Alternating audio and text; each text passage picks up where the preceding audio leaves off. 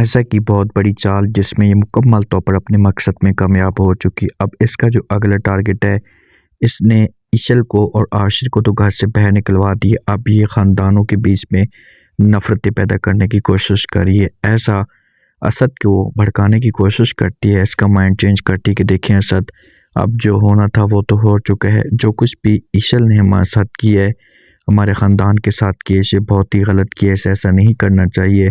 तो आप मेरी बात माने तो हम इनके साथ मुकम्मल तौर पर ईशल के वालिद के साथ, ईशल की माँ के साथ जो कनेक्शन है, जो बिज़नेस है, इसको इधर ही हैंड ओवर करते हैं, ख़त्म करते हैं।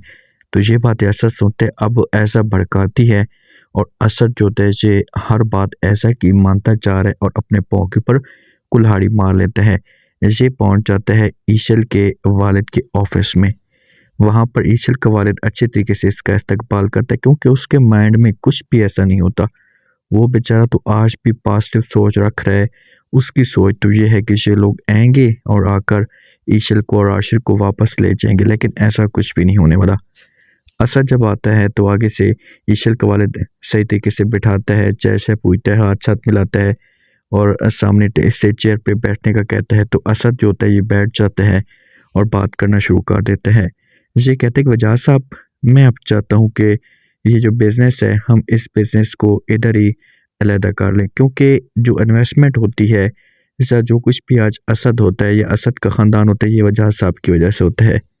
वजह साहब को ये बात बुरी लगती है कि भाई इन्होंने मेरी बेटी के साथ ज़्यादती की है, इनका हक बनता था कि आकर माजरत करते, माहौल को एडजस्ट करते, लेकिन ये तो और तरह की बातें करना शुरू कर चुके हैं और भी ज़्यादा चढ़ाई कर रहे हैं। तो वजह साहब कहता है कि देखें कि जो कुछ आप लोगों ने मेरी बेटी के साथ ट्रीट किया है, जो आप लोगों ने मेरी बेटी के साथ रवैया रखा है ना, तो आप तो 2 टके की नहीं हैं, फिर भी मैं आपको इज़्ज़त मुकाम दे रहा हूँ, वरना आपको मैं घसीट कर इस ऑफिस से बाहर निकाल देता। ये बातें जब असद सुनता है तो असद को बहुत ज़्यादा गुस्सा आता है। असद से ये चीज़ें बर्दाश्त ही नहीं होती। असद हैरान होकर देखना शुरू कर देता है। वजह साहब, ये आप क्या कह रहे हैं? जहाँ से उठने की कोशिश करेगा, इससे गुस्सा आएगा, लेकिन ये थोड़ा सा लिहाज कर लेगा। अब ये इतना गुस्से में जाएगा, यहाँ से इसके दिमाग में अजीब तरह की बातें आना शुरू हो जाएंगी। अब सारी जो टेंशन है ना, ये असद के ऊपर आ चुकी है। इधर जो वालिद की मेडिसिन होती है, ये ज़्यादातर जो है वो अब रूहान देख रहा होता है और ये सब कुछ ऐसा को अच्छा नहीं लगता, क्योंकि ऐसा अब अपने ससुर को रस्ते से हटाने की कोशिश कर रही है, मुकम्मल तौर पर इसका सफाया करना चाहती है। तो जैसे अगर बीपी चेक कर होता है, मेडिसिन जो है वो रूहान दे रहा होता है, अनाया भी केयर करने की कोशिश कर रही होती है, तो ऐसा जो तंज करना शुरू कर देती है। जैसे रूहान को कहती है कि भाई आप दोनों को मेडिसिन का कोई पता है कि कैसे देनी है, कैसे नहीं देनी, इसे ऐसे ही लग रहे हो।